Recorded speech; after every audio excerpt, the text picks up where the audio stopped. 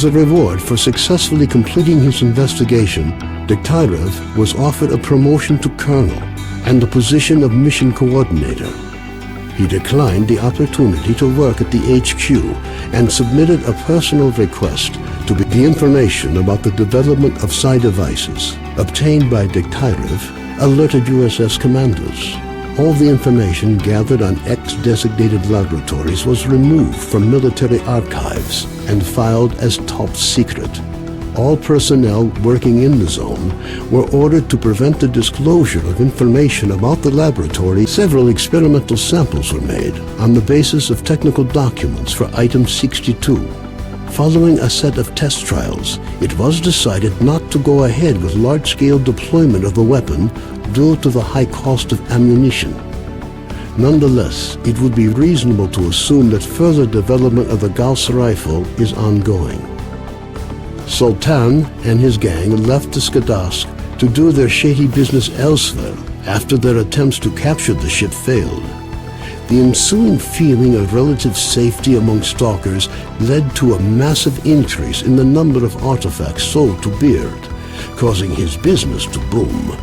While the formerly quiet following the destruction of the Bloodsucker lair, it's unlikely that anything could significantly change the state of affairs on the Skadovsk. The old ship became a temporary center of stability.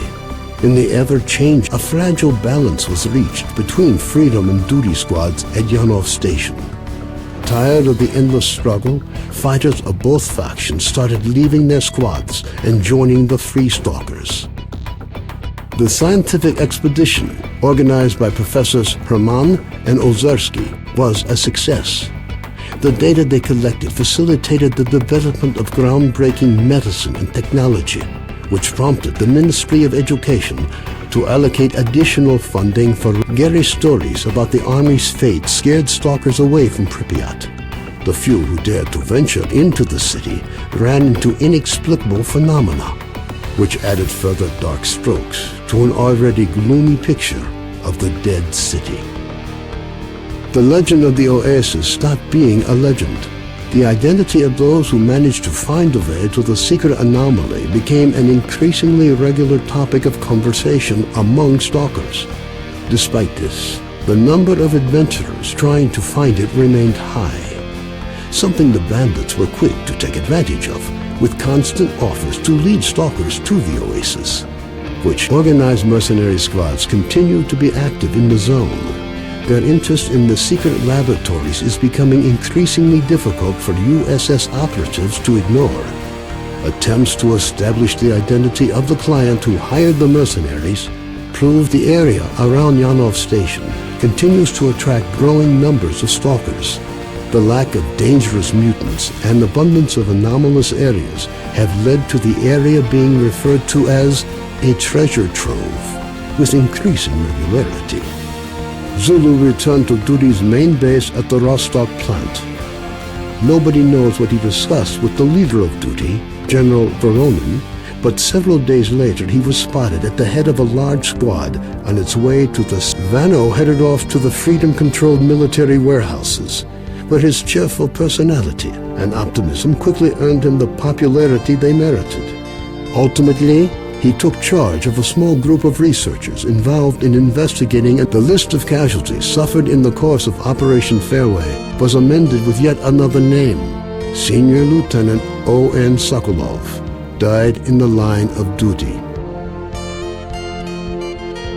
Owl established contacts with clients outside the zone. He trades in information, and if rumors are true, there are regular reports sent directly to the U.S. A group of stalkers was forced to seek shelter on Noah's old barge during a particularly powerful emission. When the barge was attacked by a horde of snorks afterwards, stalkers were forced to concede that the barge was as good a defense against mutants as anything they'd seen. Even more astonishing was a litter of pseudo-dog puppies that Noah himself led into battle. Having found out about his friend's fates, Carden gave up dreams of a stalker career. Having overcome his alcoholism, he moved to Yanov, where he partnered up with Nitro to set up a full-service repair shop.